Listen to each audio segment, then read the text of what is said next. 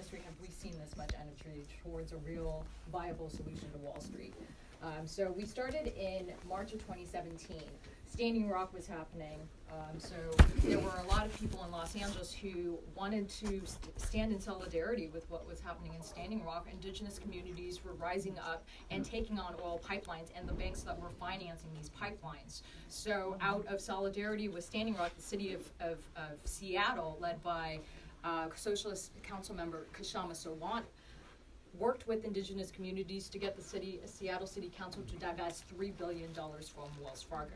So the idea behind divestment is pipelines can't be built if they don't have money. So we need to be able to pull our money out of these banks to stop them from causing harm on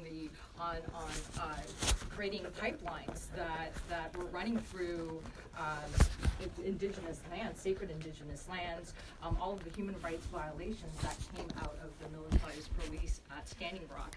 So out of solidarity with Standing Rock, Seattle divested $3 billion, and that was the day we hashtag divest LA, because we knew, as the city of Los Angeles, the second largest city in the country, for us to take our money out of Wells Fargo, because that was the bank that we primarily banked with, that would send a very loud and powerful message to Wall Street that if you finance harm to our communities, we will fight back and we will defund you. So March 2017, we hashtag divest LA, and we started coalition building. We knew that to be able to take on Wells Fargo, one of the most powerful banks in the country, if not the world, we would have to build an inside-out game. So we formed a coalition with indigenous groups, with environmental groups, with frontline communities, and we started building alliances within City Council to create an inside-outside game. So as we would pack City Council meetings with public comment. And we had a legislation team that would spend our weekends reading banking contracts. None of us, we're all volunteers without any financial background.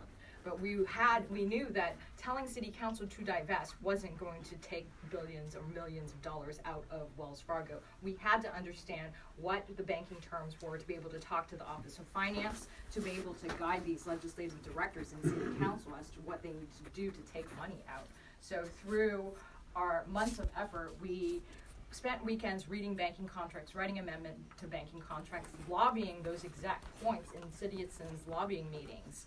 And in 4 months, we got LA City Council to divest $40 million in holdings out of Wells Fargo. We went back in, and 9 months later, we got LA City Council to effectively disqualify Wells Fargo because of their substandard Community Reinvestment Act rating, because of their horrible track record with communities. This is a bank with a laundry list of crimes against humanity, of defrauding consumers, of mortgage fraud. So we knew, by virtue of our tax dollars sitting in Wells Fargo, we were essentially complicit to these crimes.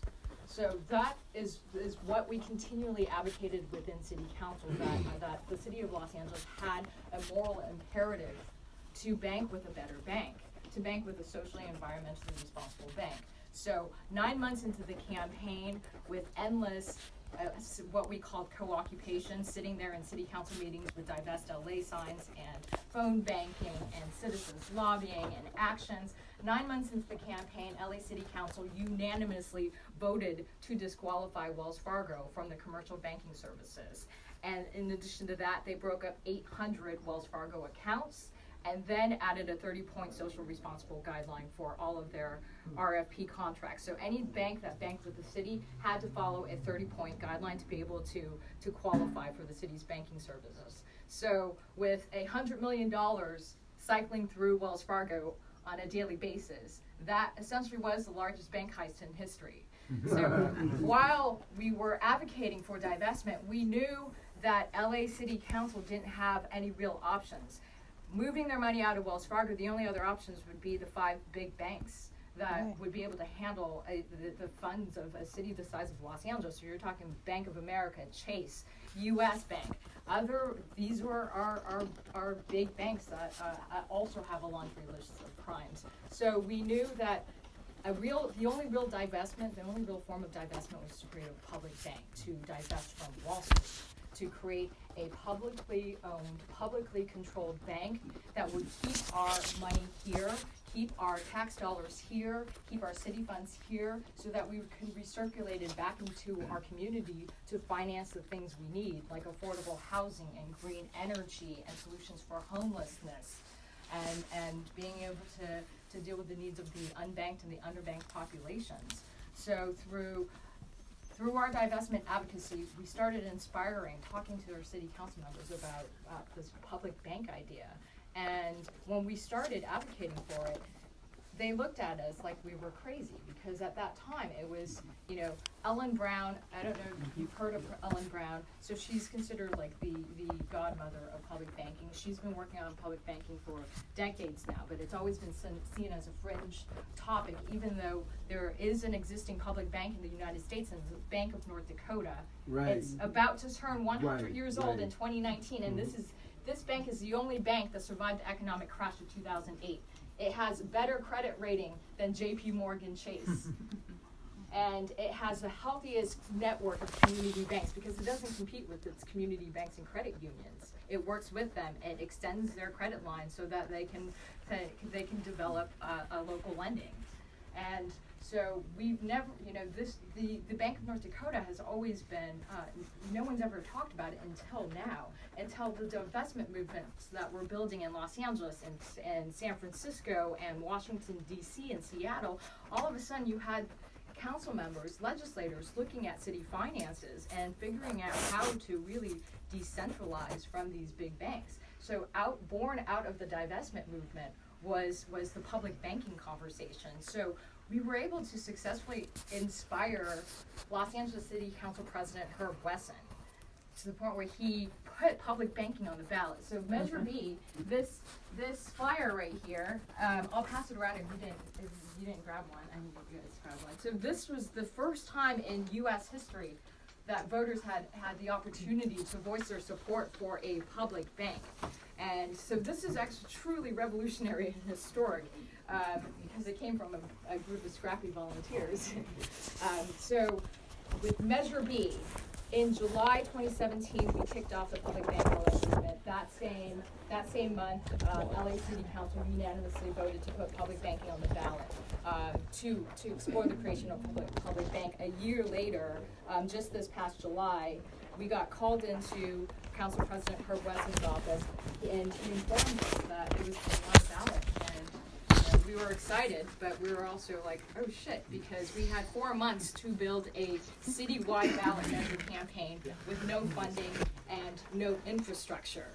So I don't know how many of you guys have heard of Measure B, but this campaign, you have heard of Measure B. Yes. So this campaign is incredible, because it was a small group of volunteers that ended up garnering 44% of the vote and 430,000 Angelenos voicing their support. So 4 months ago, when we started the campaign, no one knew about public banking, and now it's a topic of conversation. We met with Alexandra Ocasio-Cortez when she came to Los Angeles in August, and really put the issue on her radar, and now it's gone onto the national stage. So it's really incredible to see where public banking is. I'm going to hand it over to Chris. He's going to talk about what public banking is, and what the benefits are for a city of Los Angeles, and how we can be able to apply it here in Orange County. Because we after you talk about that, then I'll talk about the California Public Banking Alliance and what's built here, and we need Orange County to join the fray. Sure. So thanks for being here and letting us get to talk to you guys about public banking and what we were doing here up in LA. A public bank is basically the same kind of thing as a private bank, but the shareholders, instead of being a bunch of old guys in the top of skyscrapers smoking cigars, it is the public. So all of the investments that are made for the bank, everything that they do is, rather than driving an increase in shareholder value for the 1%, it is intended to drive shareholder value for the local community.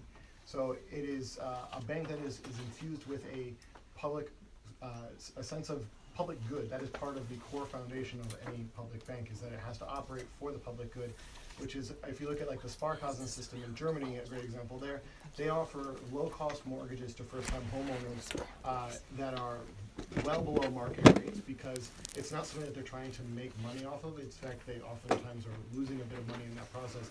But they do it as a community, as a public good. It's providing a service to the community that allows for the community as a whole to become richer.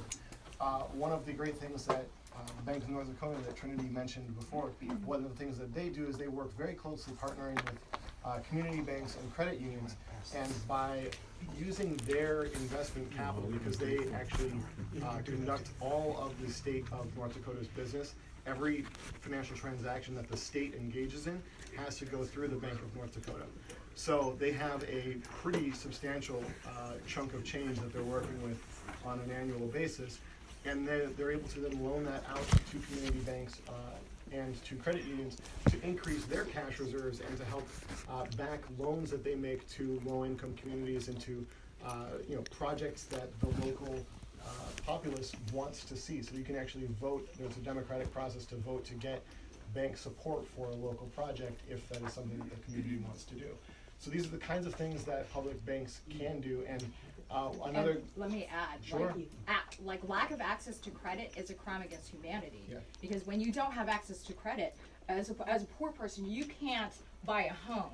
You'll never be able to buy a home because you don't have good credit, or a car, or finance your education or your children's education. So having a lack of credit is something that needs to be addressed. And in Los Angeles, we have 600,000 residents in LA County who live in what's called banking deserts, where they don't have access to traditional checking or savings accounts. So then they have to they have to depend on payday loans and payday lenders, which are predatory. And so you have real people who are directly affected by banking and finance. And so it's so critical that we tie, what's happening in Wall Street to the economic inequality that exists here in society today. And that we have to realize, to be able to create the society we want, we have to take the financial power back from Wall Street and put it back into Main Street. And that's such a critical, that's at the core heart of this movement is driving, equality and social justice. And that's why it's so important to look at public banking. It's more important than just, refinancing existing debt. Yes, it saves the city money. Of course, keeping our money in our cities out of Wall Street, we can cut our infrastructure costs in half. So that doubles our investment power. But we also have to look at public banking as a tool, as a very powerful weapon to be able to finance all of the things we need into our society. So to expand on that a little bit, what Trini was talking about in terms of cutting infrastructure spending, it actually, I like to think of it as it doubles your capacity for infrastructure spending without actually increasing taxes. Because if you think about it, when a city or county or whatever wants to go out and build something, say it's a bridge, the way that you do that is you go out and you issue bonds and you're taking a loan that you're then going to spend on the project, and then you're going to pay that back over a period of time, typically 30, 35 years, during which time you're effectively going to be paying twice the amount of the initial capital that you pulled out, just like if you're getting a mortgage for your home. So because you end up spending all of that money amortized out over the life of the repayment period, you end up spending, if you're going to build $1 trillion bridge, you spend $2 trillion if you're building $1 billion bridge, a very expensive bridge for $1 trillion. If you build a $1 billion bridge and you then are paying that back over 30, 35 years, you end up spending $2 billion, which means that's another $1 billion that is going purely as profit to the banks that finance this, or to the bondholders who are investing in these kinds of investments.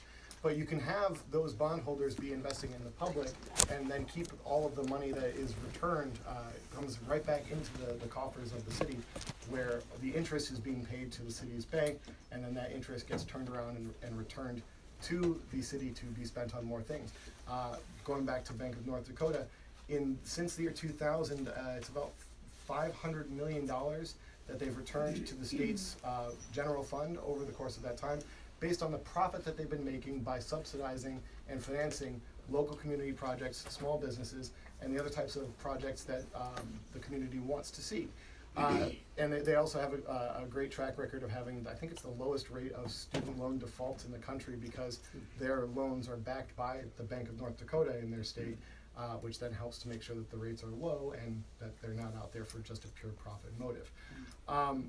Going into part of what makes public banking so appealing to not just to the city of Los Angeles, where we were able to get the full board, including the one Republican in City Hall, to get on board with it, is that, like I said, you can spend more without collecting more revenue, which means that from a fiscally conservative perspective, you could potentially start to lower taxes and still keep at least the same amount of spending, if not increase that spending, which makes all of the Republicans and conservatives happy.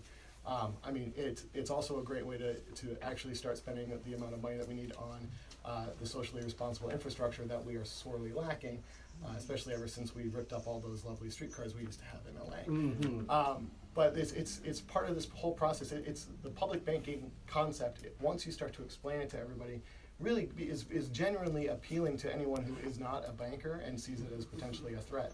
But even if you're involved in a community bank or a credit union, you can still see the advantages that are present whenever there is a strong option outside of the large banks like those on Wall Street to go back and collect more capital from and increase that supply and availability to everyone, especially to working class folks that are living in banking deserts, because you can't have the community banks expand into those regions or have the credit unions expand into those regions if they don't have easy access to capital. So, the next financial crash is impending. Experts say that it's going to happen within the next year or two. The last financial crisis in 2008, we bailed out the big banks with $700 billion. The crash of financial aid resulted in the loss of 7 million jobs, over 4 million foreclosures. So are we going to let that happen again, or are we going to fight back? Are we going to create a real solution? So in May, we were part of the founding team of the California Public Banking Alliance. So as we were building out the Los Angeles public banking movement, other cities in California were doing the same. So we went to San Francisco and met and formed an alliance called the California Public Banking Alliance that includes Los Angeles, San Francisco, Oakland, Santa Rosa, Santa Barbara, Santa Cruz, San Diego just joined on board, Orange County is up next.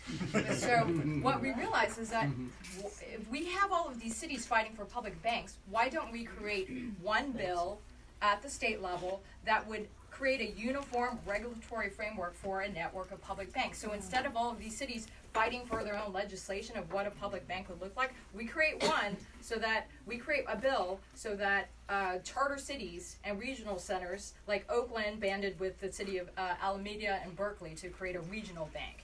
Los Angeles and San Francisco are obviously larger cities, so they could have their own banks, but smaller cities would have regional banks. So this bill would allow these regional centers and charter cities to create a bank, to be able to form their own bank, and this bill lists how the bank would be insured and collateralized, baseline social responsibility standards. So that's what we're fighting for right now. We're working on getting co-authors.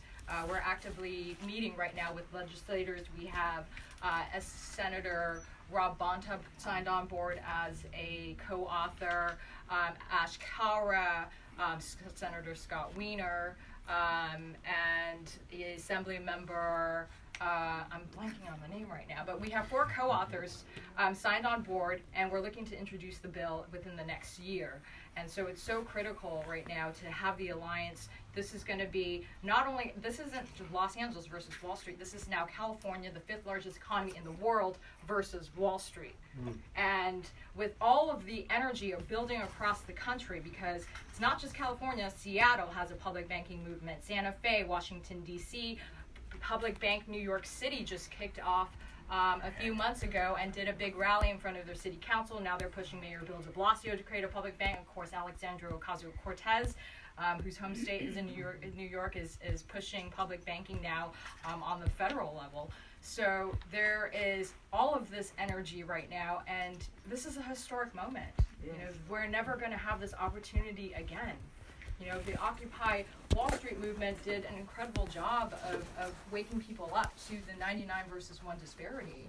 And yes, the big banks are, you know, it wasn't just about fuck the big banks. It's now this is like, here's a solution.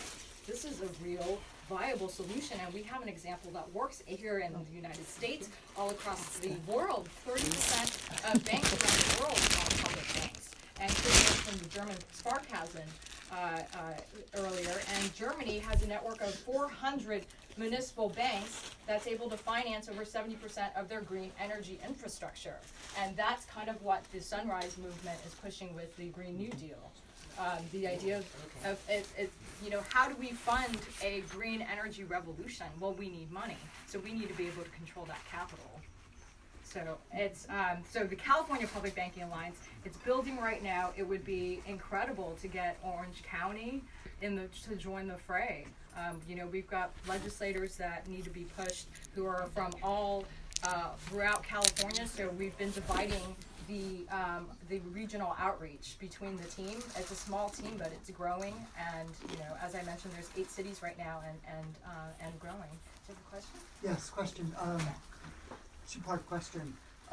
First part, how does this differ, a public bank, from a credit union that spans a geography like Orange County Credit Union that's available to anybody who lives in Orange County? So what's the difference? How is it different from the government choosing to put its money in a credit union? That's the first part. And the second part is, who controls the credit union? Who makes the public bank? Who makes the decisions? Who chooses that? So a good example is, again, to look back at the Bank of North Dakota, and as a random aside really quick, there's a new public bank that was just formed a couple of years ago in Samoa, because the Bank of Hawaii, which is a commercial bank, left, leaving them in a complete banking desert on their little island. So they went and formed a public bank, and now they're getting involved in the big financial system in this country. To answer your question, a credit union is providing the kind of commercial banking services that we as individuals would use on a day-to-day basis, like savings account, checking account, things like that. What we're talking about with this kind of a public bank option is a banker's bank. So rather than it providing a place where you would go to deposit your check into your account in your name, it provides banking services for large projects that are run by the city. So they do the financing of loans rather than the management of day-to-day checking and savings accounts. So a credit union is too small to handle the size of business. The typical credit union has assets that max at $1 million. And so $1 million. Okay. So when you're talking about you're talking about building, some are bigger, but if you're talking about refinancing infrastructure, building infrastructure, you're talking multi-million dollars. And so a credit, you can see the public bank as like a credit union, but for the city departments. So right now in the city of Los Angeles, we keep billions of our dollars in checking and short-term saving accounts in Wall Street banks. So this would be a bank for us to keep our money. But when it comes to who makes the decisions for how that bank is run, that's all basically up to the individual communities that establish these banks. North Dakota has a system where they have their governor, along with, I believe it's their Secretary of State and a couple of other appointed officials who act as the board. But because of the transparency that's built into their system, it's been pretty dramatically free of corruption, which is always great to see. So you can have a system that comes in and is governed through appointed officials, and hopefully it will have to have some number of banking professionals involved in the process. An example that we've been advocating for is to emulate the Sparkassen system, again going back to Germany, because they have a tripartite board system that is a bunch of appointed officials, then also workers from within the bank who are elected by their fellow workers to then act as the voice of the people within the bank, helping to make sure that there's nothing shady going on within it. And then there are also local community members as well who are on the board. So you can create a governing structure that is very transparent and open and clear about how it is governed.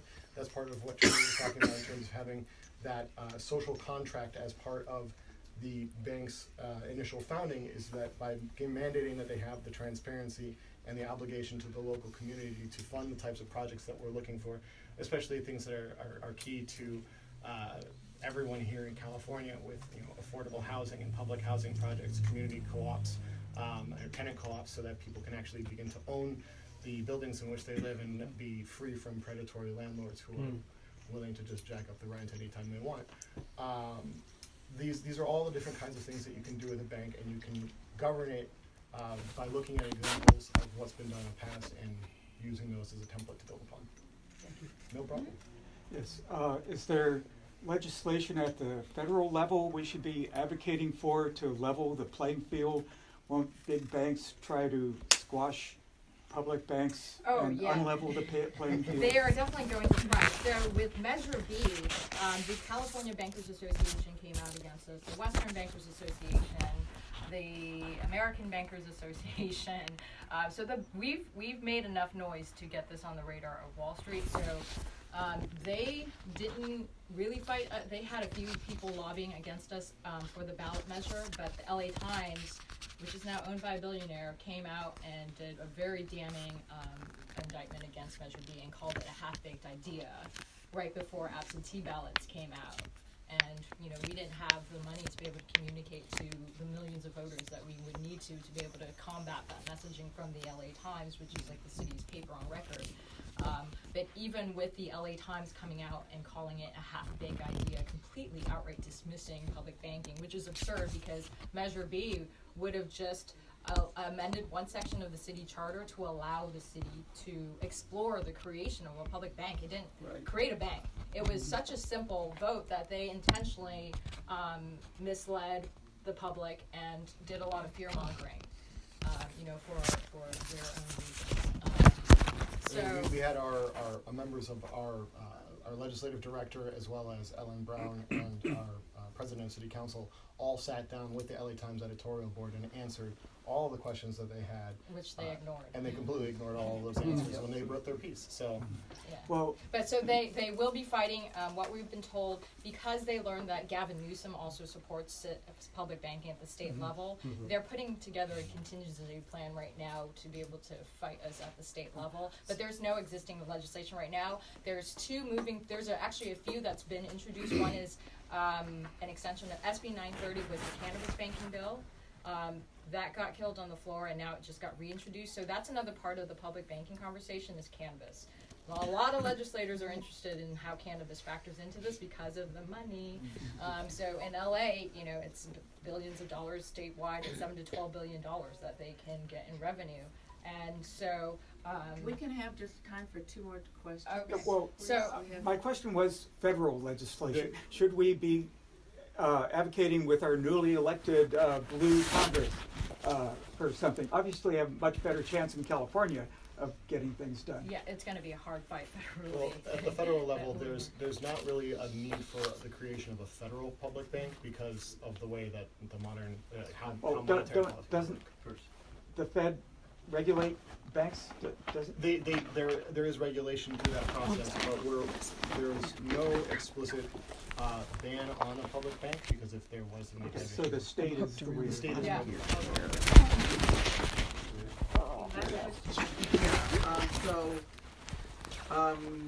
I also remember, because you mentioned how the LA Times kind of put out a damning piece about public banking, and I also remember with lobbying in support of Prop 10, how whether newspapers and even elected officials were spreading malicious lies about it. So how do we combat all these lies and half-baked measures or whatever things they say about public banking? What do we do? What do we do to combat that? Education and outreach, and that's exactly what we're working right now. If we had a little bit more time and a little bit more money, it would have passed. Citywide ballot measures in Los Angeles, typically you need a war chest of about $750,000 to $1 million. We raised maybe $50,000 and got 44%. It needed just a simple 51 majority to win. So education, when you start talking about public banking, it intersects in so many areas, from social justice to environmental justice to housing rights, that, you know, it's intuitive to people. You know, so it's about really getting the message out there. Coalition building, that's what we're also working right now. It's pulling in more groups. The public banking right is endorsed by the LA County Democrats. Also, the California Democratic Party also passed a resolution in support of public banking. But you also know, like, for instance, you know, the California Democratic Party also supported things such as Prop 10, and then worked behind the scenes to cut it off at the knees. So I think, and maybe you can agree or disagree. I think you're right. The best way is through education outreach, because at the end of the day, you know, Wall Street is going to be spreading all these lies about public banking, and you need a way to combat that. That's why it's so important that's why we built the alliance, to have a fortified front against Wall Street. So if these legislators start backtracking, we can have people up and down the state of California, through all these cities, call in the legislators, do office visits, lobby visits, go to the state capitol. We're already, you know, starting to talk about doing getting the alliance together to lobby in Sacramento for this. So it's going to take a massive resistance, a massive populist resistance to take down Wall Street. And it has to start in California, and this is what's building right now, so it's such a critical moment. I know some names we should talk at the end of the meeting. Let's do one more. Jeff has been wanting to ask a question. Yeah, I guess it's more of a twofold, or maybe a threefold thing. You keep using the word public banking. You made the statement of it's not really, it wouldn't really be like your own commercial bank that we all are used to, or federal credit union or whatever. Okay, it'd be more for the counties and the states. It starts that So way. why? So to me, it's more of a government-run bank. It's not really public. It's because because you made the statement, it's for the cities and stuff for their handling of money. Correct. Okay, so we wouldn't have, we have no real say in it other than who we vote in, okay, into the government. That's the only say we really have. And I don't quite see where that would lower or make financing affordable housing better, being we wouldn't be going to that bank. Only the city or county or state building would go into that and get the lower rate. So How would we, as individuals, get a lower rate to be able to afford housing? So the reason why it has to start small and it's for the city is because you lower the capitalization rates. If you have a bank that doesn't have ATMs and tellers, then you can create a bank with less money, with $10 million maybe.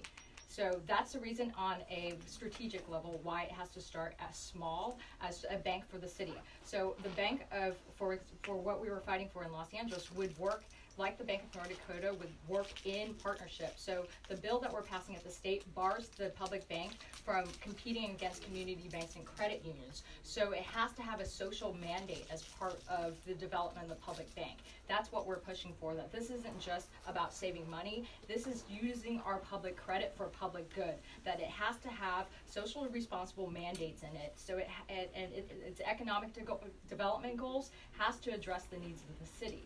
So that's why it's going to be very important for each localities, each regions and municipalities to fight for the strongest, most socially and environmentally responsible charter as possible. What this bill does is opening the door for public banking, and it's going to be up to us to be able to fight so that these cities are going to hold the money accountable to its citizens. So one of the ways. But my bank has no ATMs. Okay, but I can go to any ATM I Yeah, want. but your bank is a for-profit institution that is a totalitarian, has not subject to the and Fourth they will Amendment. be for-profit So because they have to be, because they have to generate capital. But the profit. It may be less. Hold It on. may be The less. public banking thing. The nice thing about it is that yes, it has a profit motive. However, all of that profit is then returned back to the community in which it was generated. So when you're talking about how do you finance public housing or affordable housing and make sure that people are able to get access to the capital that they need, it comes back to what we were talking about in terms of the partnerships that they have with community banks and with credit unions. So if you're looking to get a loan for your home, you go to a community bank or you go to your credit union to get that loan done if you wanted to have access At to it. lower interest. That's more competitive than what you would be able to get from one of the large banks. When it comes to how you mandate that is spent on things like affordable housing, it's in terms of generating the loans and the expenses and the types of funding that the bank has to do in terms of where their ledgers are spread, what percentage of how things are allocated.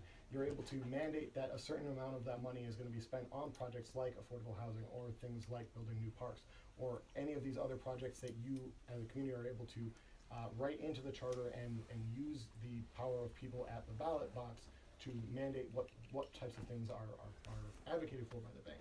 So it would be by expanding the access of credit and lowering the interest rates to the nonprofits that actually build the affordable housing is how you expand the access to affordable housing through a public bank. Does that answer your question? Sean is leading this for the Poor People's Campaign, so he can continue discussions. Absolutely. And questions if you have further questions, but we really have a lot more to do Yeah, here. so please stick around because so that way we can, meet up with you afterwards.